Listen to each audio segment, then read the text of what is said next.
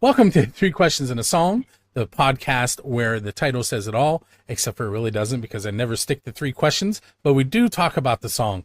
My name is Bill. This is episode 128. With me tonight are Jana and JC of Lavendine. What's up, ladies?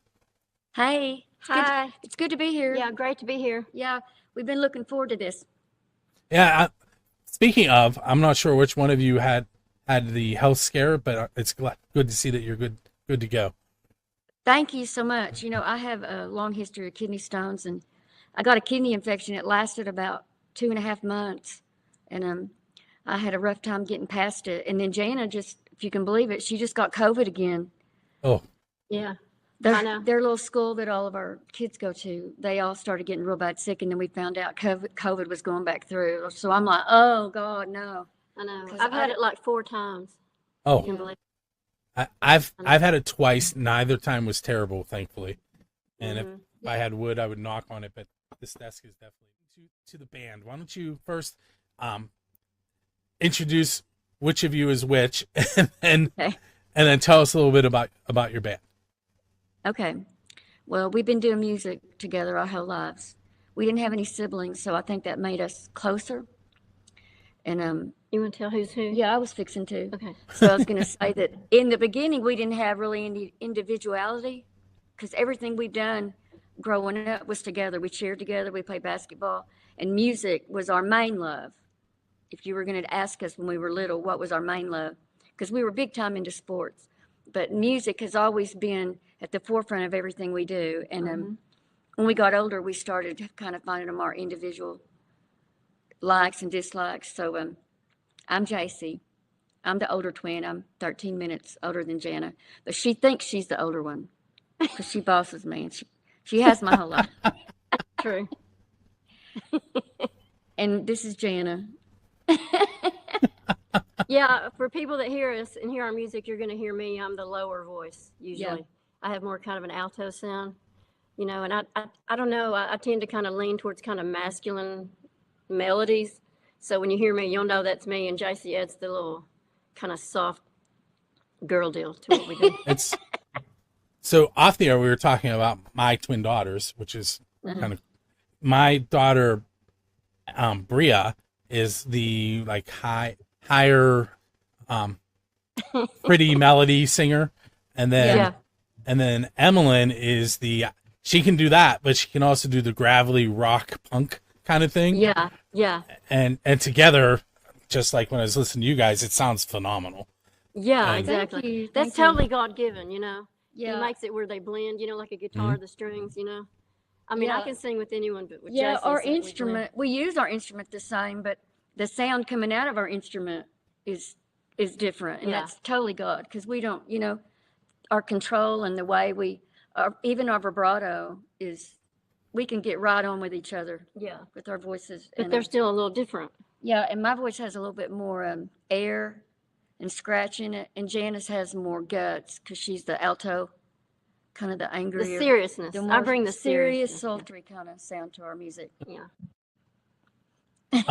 So I can't remember if you said it or if I read it. You were 4 when you started singing, Yes. Oh, yeah. and Do you know, we sang so much, it was like stupid. And my mother told us later that people told her that she forced us to sing Yeah. because we Look sang at that, so. look at that woman forcing her children to always sing. And they didn't know that we were literally, I mean, it was ridiculous. Yeah. We even had people that walk up to us and say, I still remember y'all. That's all y'all did. And we would be playing basketball and singing while we were playing basketball and chewing gum. Yeah. It's just like, and we're still that way. Music just like, it's like a heartbeat in us and it won't stop. Yeah. Because we've tried to walk away from it at times. And it's like, Well, you know, all the troubles we've had, like with our health and even relationships and just hurdles in and then life, being moms, you know, life takes a lot of changes. it won't get off. You know what I No. mean? It's like I'm Yeah. trying to shake it off. It won't go anywhere. So, Yeah. you know, I'm like, okay, God, clearly you're wanting me to do this, you know? because it just keeps resurrecting. It's coming back. So that's a good one. It's true. yeah, my daughters, both of them will just like they'll be sitting in a room and just start singing, and Yeah. sometimes That's so awesome. sometimes We're gonna have to meet them. sit and listen, and sometimes it's like, please stop. I And know. Yes, you can relate with a lot of people probably with us when we were younger. They're like, God, please don't sing any more songs on the bus. We've heard enough. Seriously. well, it's Oh my God. And for years it was just straight a cappella. Yeah. You know what I mean? 'Cause we didn't have any instrumentalists or stuff. It's really pretty ridiculous how often, and your daughters are probably just like us. I mean, we They- can't help it. they sing constantly, and their brother is either gaming or playing his bass or his guitar. That's so It funny. is so funny. Yeah. Well, I hate to break it to you, but it's probably not going to stop anytime soon. I told you earlier I've been doing my other podcast for 21 years, but I've been working with the local music scene since like 1997. So It's so funny. I'll be honest, like I love seeing them play the clarinet and the sax and the trombone and trumpet, but when the guitar and the bass showed up, that's when I locked in. I was like, Yeah, okay, yeah. it's time to go now. Yeah. It's so funny. Yeah, and you need to encourage them. Oh. We didn't have anybody in our lives encouraging us to start writing. Yeah. Once we moved to Nashville, right out of high school, we started hearing that word a lot, because Nashville's really a songwriting town. You don't really know that till you get there. I mean, that town is driven by songs and songwriters, Yeah. but you don't know that when you're growing up and you just listen to music and you love it. And once we got out there, we're like, oh gosh, I guess we need to start writing our own songs. So I wish someone had come to us, when we were younger, and just sparked that desire in us. We did a little bit in high school, but we didn't really get serious about Yeah. really formatting and writing a song till right out of high school. But I would definitely tell your daughters to. pull So that gift out. I actually just challenged all three of them. I have the 800th episode of my other podcast coming up, and I asked them if they would like to be the guest, and of course they were super excited. And then I said, well, why don't you try writing a song that the three of you can take part in? So Oh, yeah. we'll see how that goes. They have until November 10th to pull it off. You have to let us know how that turned out. They might shock you. Well, Aiden has been I'm gonna blank on the word now, where you take the music and you rewrite it for a different instrument, transposing. Yeah. He's Yeah, been yeah, doing that for about 5 years. Okay. Like the band directors at his schools will come to him and say, "Can you transpose this for this instrument for me?" Yeah. So he has that in him, and he has been trying to write on and off. And then, like and his sisters, he's not going to sing for sure. You won't hear him, which is terrible because he's really good at it. He just doesn't like to do it. Well, maybe he'll eventually, get the guts to. Because I know there's a lot of people that have the gift and you just got to kind of push them. And then they get there and they're like, oh my gosh, this wasn't that bad. This wasn't hard. And that's what we feel kind of called to do, is to encourage people to pursue their dreams. Yeah. And we've been through a lot of things that would have probably made a lot of people stop. Right. And we're like, we're not going to stop. And we're also going to be a voice for those that aren't encouraged to do it. Yeah. So we hope that our testimony, continuing on and persevering and having success, it's going to give them the guts or the strength or the perseverance to go on and do it, Yeah. And, I think truly a God-given dream that you're meant to really make an impact, it doesn't happen overnight. No. Because you're being prepared, your character, your gift, everything about you is being prepared for the moment. Yeah. And a lot of young people they think it's just boom, boom, boom, and you're, but anything that's long lasting or has longevity and really touches lives, God puts you through the rigmarole, Yeah. He makes sure you do it the right way and use your gift for the right reason. And that's another thing that Jan and I, when we were young, we both decided, God, we're not going to do this without you. Mm-hmm. And if we get 1 minute with 1 million people or a bunch of seconds with a few, whatever it is, God, when we get there to the moment, whenever the moment arrives, we want to say what you want us to and do what you want us to in people's lives, because we want to be remembered for bringing hope and making a mark on their life. Yeah. Like music did for me when I was younger. Yeah. We don't do it just to entertain. It's deeper for us, So along the same lines, my kids were a little older than 4, but they do also sing in church. The girls cantor. Aiden usually plays some instrument along with the choir because, again, doesn't like to sing. But Yeah. to the point that Aiden's looking at colleges now, and when we're on campus, one of the questions he asks is, where is the church, and can I get there by walking? And then, can I get there walking with my instrument? That's so good. I know, that's so good. All right, so let me ask you one of my off the wall questions. Okay. So it's I call this one the unofficial build a scene question, which is build a scene is my umbrella for everything I do with musicians. And it's, what is the best pizza you've had because you're a musician? So you have to think back to maybe you were recording a song, or you were headed to a show, or you were at a show, or you ate it before you met with somebody that changed the direction you were heading in. Well, I can answer mine. Okay. We were at the studio in California, and somebody brought meatball pizza. Oh, we were at Sunset. Yeah. Sunset Studio. Yeah, and somebody had brought some meatball pizza. I had never had it. You kind of roll it up. You know, I they say it's remember like that. New York pizza, and I had some of that. So that's my answer. Yeah, and this kind of goes along with it. My favorite that I ever had was when we were downtown New York. We had a guy kind of chauffeur us around, and Jana was having polyps on her vocal cords, and led to a lot of other stuff, but I'm not going to get into all that dreary stuff. But we had to be there at that time for her, for a medical appointment, but it was for her voice and for our music. But in the meantime, we got to try the New York pizza for the first time, and it was over the top good. Do you remember that? Yeah. We took it back to our hotel room. We were like, man, this is delicious. It was like authentic, you know. Oh, I know. Another time we were in LA, and we were down in West Hollywood, and my husband still talks about it. There was a little mom and pop place. Yes, Yeah. there was a little couple that they owned it, and they, did everything from scratch, and it was so good. I mean, absolutely delicious. And we were there that was when we were recording with Warren here, wasn't it? Yeah. Yeah. So I forgot about that till I started talking. Yeah. That's funny that so many musicians have the pizza connection. Yeah. Well, the other DJs on the stations that my show are on, they harass me about that question. Oh, they do? That's They funny. do. I was like, but you hear the stories that go along with the pizza. So you're telling me about where you've been and where you've recorded, and all I did was ask you about pizza. That's right. That's so It's cool. so good. All right, so I am a huge fan of the movie Back to the Future, Okay. which my wife and I have realized is turning 40 years old this year, which every time I bring it up, she yells at me. But anyway, here's the question that I've developed from there.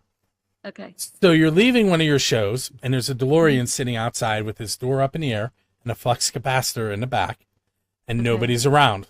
So where are you going in time, and what band are you going to go and play with? I can already tell you what mine would be. Okay, go. I'm going back to the late 80s, early 90s, and I'm sharing the stage with Def Leppard. Nice. That's funny.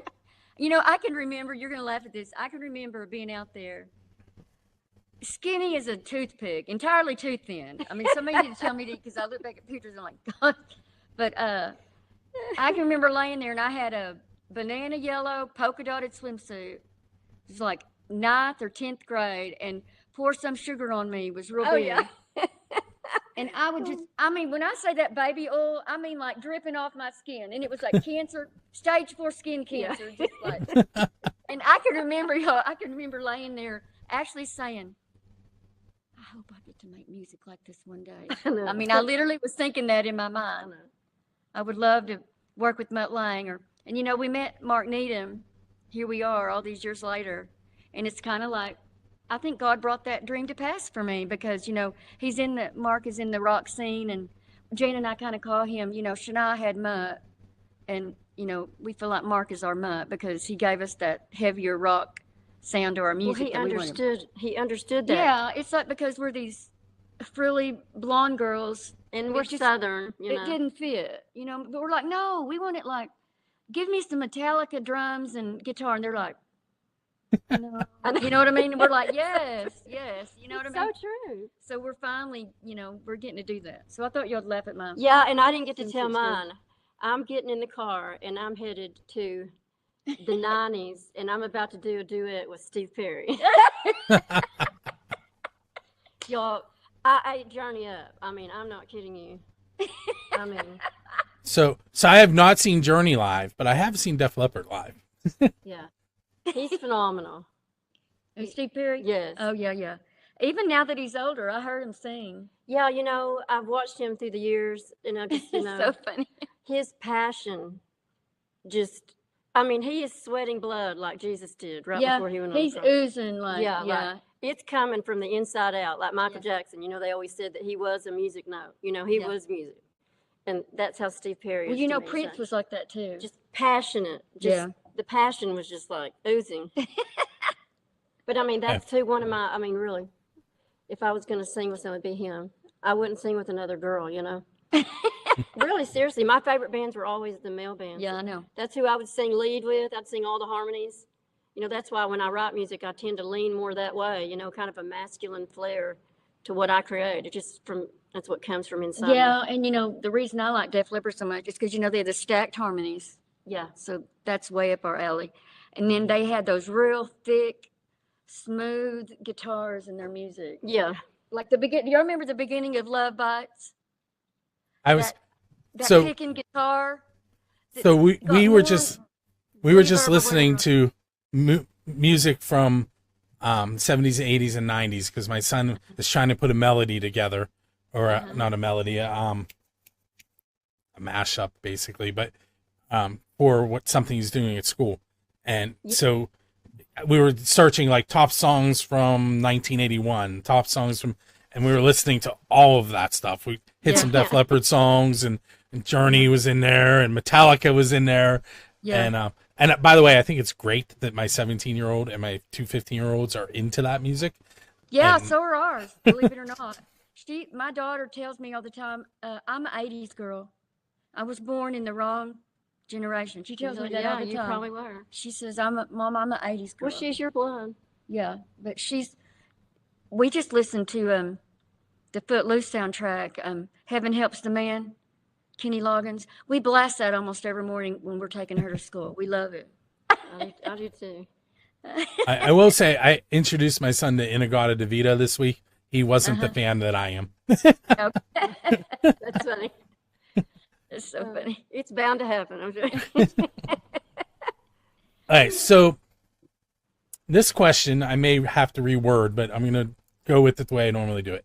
So Robert Johnston, the blues legend, the story goes that he met the devil at the crossroads and sold his soul to become the best guitarist. Yeah. And so my question usually is, why are you there? Why are you going to that same crossroads? But really what I'm asking you is, what is there left in music for you that you're still reaching for, that you really want to make it to? That's hard to answer. Yeah, you stumped us on that Well, one. I think the reason you stumped us, because I can speak for JC too, our greatest desire is to cause people to be encouraged to live their best life. Yeah. And when you reach someone's heart like that, you don't always know you've done it. Yeah, yeah, yeah. You know what I'm saying? It's not just tons of people showing up saying, I love your music. It's knowing that they've actually had a life, internal experience. And the reason I say that is because me as a musician, I've had artists through the years that have done that for me. Like I sat in my car and cried, and I felt like I got something. I mean, I know it was God ultimately, but there was something from their gift and their lyrics that they did actually brought an internal change to me and gave me the strength to go do what I desired to do. So I don't know that it can be measured and seen. You know what I mean? Does that make sense? Mm-hmm. So that would be mine. I think for me, I feel like there's more creativity that Jan and I have not stumbled onto yet. Yeah. I still feel like there's a sound that we're going to create. It's like, I feel like we've scraped into it, Yeah, but I don't feel like we've truly gotten to the full meat of. yeah. What's I down in still there? feel that, like, there's still, like, I don't know if it's one song, like these song, I don't know if it's a full body of work, but I just still feel that. And I feel like once we do that, then I'll feel like I finished my race, if that makes sense. Hey, so this next question, I'm going to tell you my answer, Okay. just because you'll understand when I do it. Okay. And I'll tell my answer first. So the question is, what is the worst concert you've ever been to? And that's not an indictment on the band, and you Okay. understand why in a moment. So I'm a huge Kiss fan, and I went Okay. to see Kiss with Aerosmith, and I love Aerosmith, Yeah. but Kiss is my band. They're the top of my but here's what happened. It was when Aerosmith was touring on their Honkin' on Bobo album. So they wrote a blues album. They're touring with Kiss and playing the blues, which first of all isn't really, I mean, it's not a terrible mix, but it's not like I wouldn't have booked that. Right. And then on top of that, they were alternating who the headliner was. So Yeah. in Pittsburgh that night, Aerosmith was the headline. So Kiss comes out and does their fire breathing and blood spitting and flames, and then Aerosmith comes out and sits on stools. And on top of that, I'm pretty sure Steven Tyler was sick because he only sang leads on a couple songs, and Joe Perry sang on almost everything. And they played for like 35 minutes, and then that was the end of the show. And that's the only time I saw Aerosmith live. And I know they're a great band. So, Yeah. so like, no indictment on them. I still listen to them. No. I still love them, but they had a bad night, and Yeah. it's the worst concert I've been to. Oh God, that sucks. Yeah. I can tell you mine. Okay. Went with a big group of friends, probably my senior year, and it was Guns N' Roses, and everybody was rocking and rolling, ready, you know. And we waited, and we waited, and we waited. You got the Axel They treatment. slipped away. Exactly. They slipped away to go to the bathroom, get snacks, came back, and we waited, and we waited. And I said, well, now I got to go to the bathroom. So then I go slip off and go to the bathroom. Now they're going to start, you know. Do y'all know we waited like 2.5 hours, and everybody started leaving. And then he finally decides to show up, Yeah. and he plays like 2 songs and then runs off the stage. Yeah. Oh. And I told myself right then, because I've always loved music and I've always wanted to be a musician, that I would never disrespect Yeah. people's time, Yeah. because they came to enjoy his Yeah. craft, and he had just no care. No. I will never understand why he did that. I don't know the whole story why he did it, but he didn't act right, and he only played like 2 songs and left. Oh my gosh, that's crazy, y'all. That was the worst one I ever went to. I know. It was upsetting. Do y'all want to hear mine? Yeah. This was in my mid-20s, Mhm. Nashville. Mhm. I went, it was a date, and I'm going to see James Taylor. Now, once I got there, it was phenomenal. Yeah. I mean, but the bad part about it was it took us like 3 hours in traffic. Traffic was backed all the way up to Nashville from where that outdoor, I can't remember what the outdoor arena was at that time, but it was a pretty Yeah. good ways outside of Nashville. And by the time we got there and got in our seats, he only had like maybe 6 or 7 songs left, and the concert had been Aw. going for like 3 hours. And when we left, y'all, people were still pulling in to go to that Wow. concert. But the part that I heard, I was like, okay, I get it. I mean, I see, because this was so good. I mean, it was amazing. And Yeah. all he did was just sit out on the edge of the stage with his guitar, and he had like 3 backup singers on this side and 3 on that side. Mhm. And it was like, it was amazing. It was amazing. I remember the cool. wind was blowing that night. It was like a heavenly glory experience. Yeah. You know what I mean? It Yeah. was like, it literally carried me somewhere. Yeah. It was so good. But I was so sad because I spent more time in the car trying to get there than I did actually seeing it. Aw. So, I just thought of 2 honorable mentions, and they were both Kiss concerts. So all 3 of them were. So probably the first runner-up would be, I was at Kiss, and Ted Nugent, and I think ZO2 was the opening band. And a guy behind me tried to fight me, Oh my God. which didn't go well for him because I didn't. And he got madder and madder as the night went on. He ended up punching a bunch of people, and he got escorted out. Wow. And then the other one, we were on our way to see Kiss, and it was the day that Gene Simmons got COVID. So we got all the way to the exit that you get off of to go to Star Lake Amphitheater in Steubenville, Pennsylvania. Yeah. And as we were pulling in, the firemen were lining the exit, and they're saying, "Turn around, the concert's canceled." Oh my gosh. So we did eventually see them. They came back, but we met my brother there, who lives in State College, which is about a 3-hour drive, and then Oh my God. they couldn't go to the rescheduled concert, so that's probably his top of the list. Yeah. Yeah. God, But- that sounds horrible. Okay, let's see. So you're going out on tour. You hire me to drive your bus, so it's a bus tour. P.S. Don't do that. I'm a terrible driver. It's funny. But in between show dates, while we're driving across the United States, what are we going to listen to on the radio while we're traveling?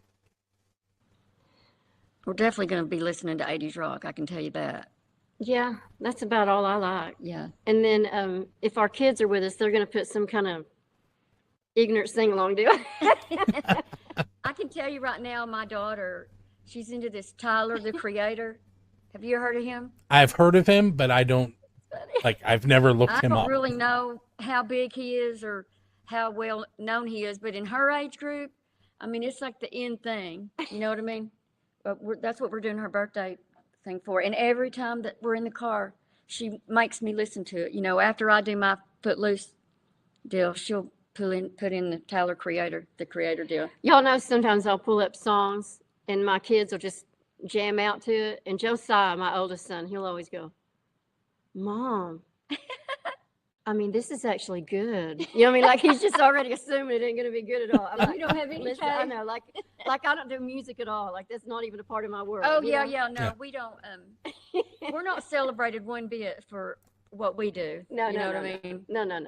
I could sell 1 million records and they'd be like, "Yeah, I'm going to need you to turn that off. I've got No. something I want to listen Yeah. to." And we're You know? slaves. I'm a slave. She's like, make my waffles, get my peanut butter. You know what Yeah, I mean? And I'm exactly. like, well, I got to go have a meeting with the radio people. And she's like, we don't have time for that right now, Mom. So clearly, right now at this stage, at a 12-year-old, my career is like, it matters about that much to her. Yeah, it's so funny. It's true though. I think God does that to humble us, though. Keep us humble, you Yeah. know? Yeah. Let's see. Okay, so we're going to do another sort of movie themed question.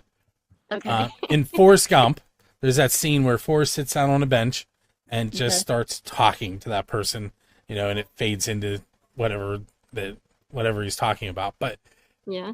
you're in that scenario, you sit down, and the person next to you is one of your idols from musical idols. Okay. Who is beside you, and what question are you going to ask them to get them started on that long conversation? Okay, let me think about this for a minute. I think I know who I'd want to talk to. Who? Do you know? I think I do. Go ahead. I would want to pick Peter Cetera's brain on what he does vocally to keep his voice so smooth and Yeah. powerful. I would Yes. want to pick his brain, you know, vocally what he does, what kind of exercises and then, you know, just what made him want to do music and just a little bit of his story, his life, because I never got to hear it. Mm-hmm. Y'all ready for me? Yeah, Mm-hmm. I think I would go for one of the brothers with the Bee Gees. yeah. Because, you know, they're twins. And then they have, you know, the three of them, you know, they have Barry. And I would just want to ask him some personal stories about, you know, doing music and being siblings. I just feel like JC and I do and could relate to them. Yeah. A whole lot, you know. I just think that would be a very interesting conversation. Yes. And he would have a lot he could tell me Yeah. to, I guess, kind of mentor me Yeah. very specifically, I think. Okay, so we're gonna sort of end things by me going to the email that Danielle sent me and said, "Here's some talking points," which we haven't hit at all, Okay. which is This has normal been for fun, me. though. This has been fun. So, your song that we're gonna listen to here at the end, "Who Cares If I'm Alone," is off of a upcoming EP. I think October 31st. Is that the right release date? Yeah.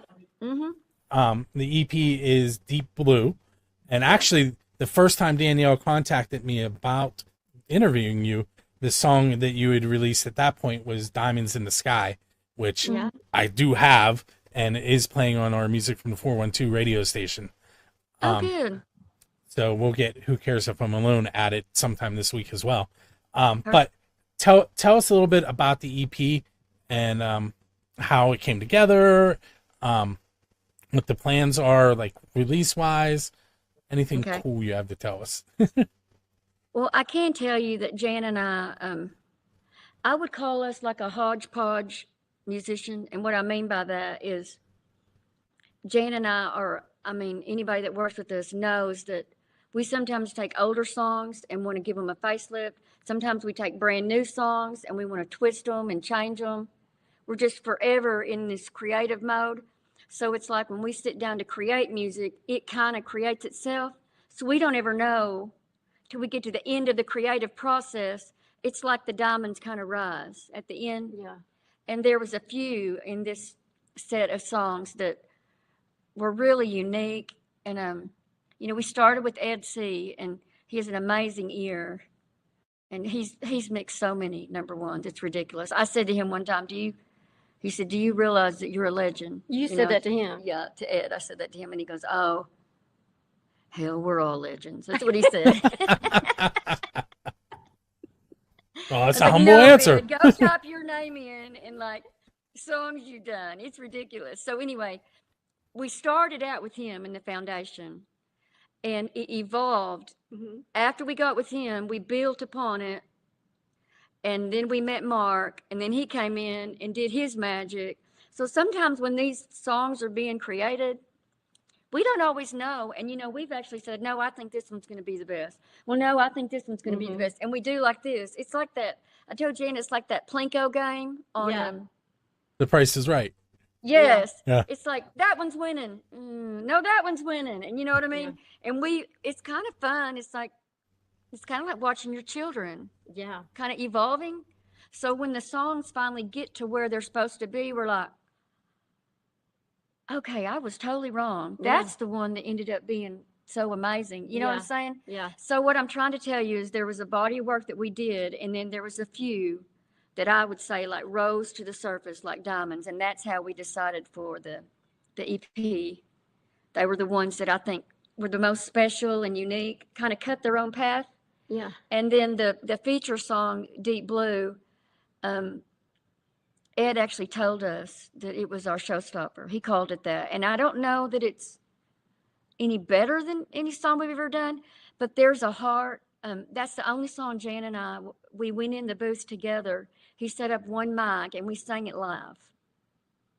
Because a lot of times we'll go in and, you know, we'll sing it Go through. separate. Yeah. And then we'll sing it through a lot of times, different melodies, different ways we want to sing it. And then we'll kind of decide which one we like better. This one was the most organic. And we were cutting the vocal for Deep Blue, we were in the booth and we were both crying while we were cutting it. Yeah. It was really special. But we wrote that song right after our stepdad passed away.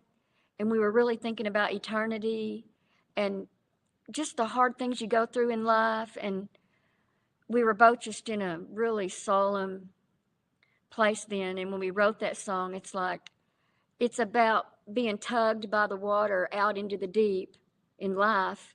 But in some weird way, when you go through really dark, bad stuff, once you get tugged out there and then you just let the current carry you, you change as a person. You can look back and say, I'm so, in a weird way, I'm glad I went through that because I'm not who I used to be. And then obviously you find God in those moments because you look up, you know. That's that's why that song is kind of the lead song, because it had God's handprint all over it. I mean, there's songs that I feel like Jan and I did and wrote, and we put our guts into them. And then there's other songs that it's kind of like God said, He just kind of took this it. is my song. Yeah. Scoot over, you know? And that's how that song, Deep Blue, feels Yeah. to us. You know, it's really weird too, because we're about to release that, and all these tragedies have happened in the last few months in America. Yeah, and Charlie Kirk. Yeah, and it's so weird because when we wrote that song, see, we were going through a really sad grief moment, and it's almost like even the timing of it coming out at a time when, you know, the world needs a song like that, needs hope, you know? Yeah. And is wondering, God, where are you? You know? Because in these It's- moments, you do ask God, where are you? But He always shows up. He always does. I was driving my daughters home from somewhere, I don't remember where, and we were talking about the political climate as a whole. And I told them, like, listen, I said, there's one rule. And they looked, you know, I was looking in the mirror, but they both looked at me, and I said, it's the one that you hear all the time. Treat people the way that you want to be treated. I was like, Absolutely. you do that, and all that of this simple. goes away. That's right. 100%. Yeah. And for the most part, they're very good at it. I would say Bria might. Oh, she's not over there. Emmeline's usually sitting in here while I'm doing this. Bria's a little better at it, but they're all three of them pretty good at it. Oh, that's funny. All right, so Sweet. I'm gonna ask one more question off of what Danielle wants me to cover, and then I'll give you one more of my crazy questions. Okay. And then we'll talk about the single "Who Cares If I'm Alone," and then we'll be done if that's cool with you guys. Yeah, this has been Okay. fun. Thank you. So the other thing she wants us to cover is where you can be found on social media. Okay. Oh, Jesse, you're better at all that. Our website, lavendineband.com, and then they can, on Instagram, they can pull up Lavendine Official, TikTok, Lavendine Official, and then Facebook, Lavendine. We're in all those spots, and then you can go pretty much anywhere and buy our music. If you just pull up Lavendine Music, it'll give you lots of options to go, you know, stream it or listen. And then we have Lavendine Band.com. YouTube, Oh, YouTube, yeah. if they want to go see like visuals with our music.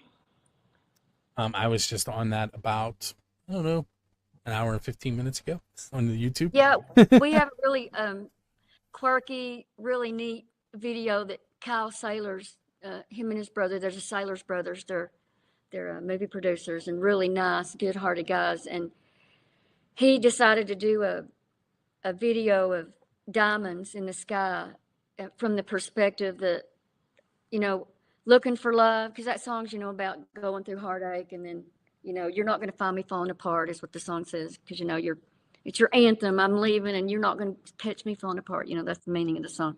And we talked to him that night, but when he was getting ready to make it for us, and we said, you know, you got to kiss a lot of frogs till you find your prince. You know, we all know that, and the guys go through it too.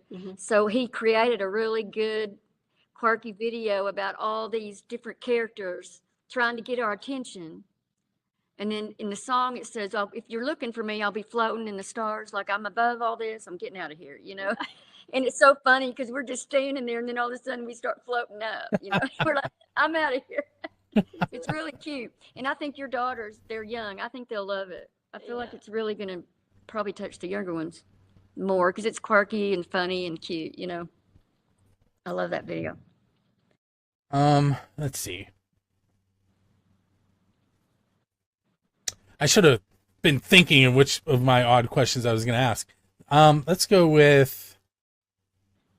All right, let's go with this one, because it's wide open. Okay. If you could play with any band, like go out and play a venue with them, and it can be a non-standard venue, like you could go play, you could be busking somewhere, or when my family visited New York, we went to Central Park, and we walked past a band that was just set up in the park, playing in the park. Yeah. So what other band would you like to perform with, and where? Oh, it's unanimous. We both agree on the same, don't we, on this one? The Eagles. The Eagles. And the reason is because they kind of have a Southern rock flair. We're Southern girls. And We yeah. think we fit that. Yeah. They carried on over into the rock vein, you know, all those 80s influences. Well, we it's have. their music's kind of like ours. We've got this country, little bit of pop, little bit of rock, little bit of soul. You know what I mean? It's It's all in kind of, there. and their music's like that. It's kind of all mingled, you know, all those styles are mingled together. So that's definitely, and where would we want to play with them? I don't know. That's a hard- I think an outdoor arena. Well, yeah, definitely. It definitely needs to be outdoor at night, lit up. Yeah. Probably some kind of big fairground deal with Yeah. the wind blowing in our hair and, you know what I mean? The moon and just Loose, really relaxed. yeah, really cool, vibey. You know, just So- even that. Go ahead. I'm sorry. I'm going to put one of my friends on notice here. I know a person who books. It's called the Big Butler Fair, which is in Pennsylvania. And it's, I mean, as far as fairs go, it's a pretty big one in the area. Yeah. I'm going to float your name and see what he does. Oh, okay. Thank you. And then it would be easy for me to come see you. Yeah, totally. So sometimes when I ask that question, I also throw in some, like, I ask it, like, Kiss one time played in a bay in Australia to Sharks, and Metallica played in Antarctica. But I have a friend That's who crazy. I have a friend, Jazz Byers, who has Jazz's Rock and Road Show on Music from the 412's Roku channel. And he travels the world for his job. And he went to Antarctica and he played one of his band's originals standing next to the South Pole. So he has played further south than Metallica has. Oh my God. It's hilarious. That's unbelievable. So before we start talking about Who Cares If I'm Alone, I do want to thank you for hanging out with me. This is actually one of the longer episodes we've done with this. And, Yeah. and I'm all for it because I feel like we could dive into more. So We maybe told you we're talkers. I know. We come by it naturally. I drive my husband crazy sometimes because, honey, I got to get out the door. I got to go to work, but I've got one more thing to tell you. Yeah, I mean, you don't want to run into me in the line at Walmart. I'll talk your head off. And my 12-year-old's like, Mom, nobody wants to be listening to you talking all the time. I know. And Jason and I, we don't know a stranger, you know, and my kids are like, Mom, it's embarrassing. You don't even know that woman. You know what I mean? I'm like, I know, but that's what's wrong with our world. We need to talk to people. Yes, You know? and be nice, and I heard a guy say one time, or a girl, I can't remember. We're like 3 people away from knowing everybody in the world. Yeah. You know what I'm saying? Yeah. Yeah. I mean, we need to be more, Connected. yeah, and the world's getting more mean and more Think mean. about how many people y'all pass daily, and they're just right there. You could touch their hair, and you never Yeah. say a word to them. Yeah, There's something wrong with that. I know. It's not good. You know, we're twins. We're used to having someone with us. you Yeah. know? That's probably why we're the way we are, though, Yeah. because we've always been, Yeah, we've never really been alone. yeah. So I went to Slippery Rock University, which is in Pennsylvania. It is known as a teacher school, which is what I do. But one of the things that really drew me there, besides the scholarship they gave me, was everybody you passed, whether it was somebody on staff or a student, stopped and said hello and smiled. Yeah. And you know, That's awesome. that doesn't it happened more then, but that really doesn't happen now. And No, and it made an impression. Yeah, absolutely. and it ended up being a good thing because that's where I met my wife. So Oh, that's awesome. Well, yeah, and you could be, I used to tell my, one of my stepsons, he lived with us for just a short bit, and, he'd get mad at people and, just typical teenagery stuff, Yeah. And we were talking one night, and I said, you know what, I want to tell you something. And I said, you need to always remember this, Trent. He said, okay. And I said, you don't ever need to close doors or let your anger get so, built up in you that you damage a relationship where it can't be healed or fixed. Because I said, God has a weird way of bringing people across your path. And sometimes I think it's a test. Yeah. And it may be 10 years down the road, that person knows the person that's going to help you meet your wife or Yeah, give you absolutely. the job, your dream job. You know what I'm saying? I feel Mhm. like that we're intermingled in life with people, and I think people are passing each other all the time and holding grudges or whatever they're doing in life, and they're not seeing the big picture. Yeah. You know what I'm saying? And if you burn a bridge or do something like that, you could be cutting yourself off from a blessing later in life, or you might be a blessing to someone, Yeah. and it won't come to you till later. Yeah. You know, and So I- one of and one of I my try to live that. We try to live by that. one of my favorite things to tell my students when they're in an argument or they're because sometimes arguments in a school situation they last weeks and weeks. Oh, Yeah, because they're Because- there with each other all day, Right. every day. So one of my favorite things to tell them is, "Hey, I get it right now. You're not getting along. However, while you're in this room, you have to be nice to each other. Yeah. That if you outside of this room, if there's going to be an issue, because if you get them being nice for a little while, They'll they're going finally to get- realize, hey, this is kind of stupid." It really is. Yeah. It really is. I've heard boys tell, actually, I think I heard Theo Vaughn tell that. I can't remember if it was him, somebody, one of those funny guys, you know, that's on the TikTok and stuff all the time.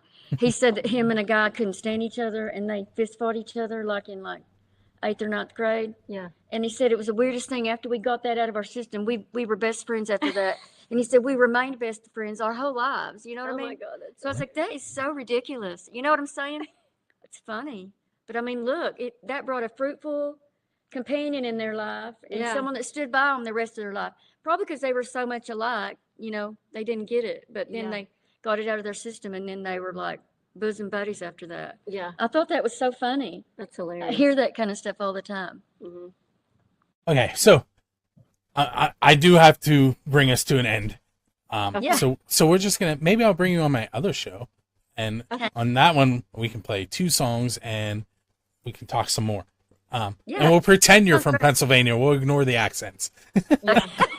Okay. Sounds good. All right. So tell me a story about Who Cares If I'm Alone. I'll let Jana take this one. Okay. I wrote this song years ago. I was about 25, 26 years old. I was dating a guy. And we wrote a lot of good songs back then. I was really into songwriting. And it's funny because I look back at a lot of the songs we actually wrote, him and we were like speaking to each other. And we were dating at the time, you know. But we knew down deep, I think, that we were not meant to get married. Yeah. And the song was inspired by, I'm going to go on, even if I'm alone, I'm going to go on and pursue my dreams. Yeah. Because we both had that desire to settle down and be married, you know, because you have those dreams. But we also wanted to do music. And it was like that song came together like a message. I know this isn't going to be us, but I'm going to go alone and I'll be okay. You know, and then as the years went by, JC and I walked through a lot of alone things too, outside of that. You know, we Yeah. all do, just our own trials. And we brought that song back out and we kind of revamped it a little bit. We're Yeah. like, this is an anthem. This is a Yes. song for every person that feels alone in a situation, man, woman, or child. And we need to give them the strength to stand alone if they Yes. have to. And let them know that it's okay and you're going to be okay. Yeah, and Yeah. it's not going to last forever. Loneliness doesn't last forever, but you may have to go through that. You know, I don't think you can grow as a person and be all you need to be if you don't have some kind of season where you self-reflect and be alone a little bit. Yeah. You know? So, there you have it. So yeah, now then when Mark got a hold of it, you know, Mark Needham, he gave it the guts that it needs. So it's like now it's like a war cry kind of like, who cares if I'm alone? Well, yeah, and You know? our goals too musically. You know, Yeah, you fight 'cause- the music industry. Yeah, and you feel alone in your industry, and it doesn't just have to be the music industry. Whatever you're trying to cut your own path and make a mark, you know, you've got all the naysayers, and there's always a gazillion people tell you why you shouldn't, why you're not going to do it, all the reasons why you're not going to make it. You know, you Yeah. come with all those voices at you, and you know, sometimes you have to pull away and get alone Yeah. because those voices will make you stop and convince you that you don't deserve it or you don't need to. So that was why we wrote that song. I came in at the end and helped them Yeah. to empower ourselves and anyone else. that hears that, to empower them to be okay with cutting their own path and being alone. And you may not go with the crowd, but it doesn't mean what you do is important. Yeah, you and know? we understand it too because we got married late in life. Yeah. You know, we went through a long season of not, you know, having a spouse, and Yeah, and that's we- very lonely. and we had our children later in life too. So it was rough, but we made it. So that song essentially is like, you know, it's a "you're gonna make it" song. We feel more proud of that song, I think, because it's the cry within our heart. Yeah. And it's got that gutsy girl deal, you know. We're not coming out soft and sweet, you know. We're coming out with like strength, you know. And I love the message that you're describing. Yeah. So, Yeah. All right, so what we're going to do now is we're going to fade into the video and give that a watch. And I want to thank both of you for hanging out with me tonight. Thank you. We had a Thank great you. time. It was fun. Yeah. Thank you. We'll do And- this with you anytime you want. I'm going to tell Danielle you said that. Okay. All right. With that said, we will see you on the next episode. For those of you that are tuning in, we're in the part of the season where you're going to get one a month of this one. But if you, for some reason, enjoy listening to my voice every week, you can check out the Pennsylvania Rock Show. Both of them are available at buildthescene.com or musicfrom the412.com. Make sure you check out Lavendine at lavendineband.com. Thank you. Thank you.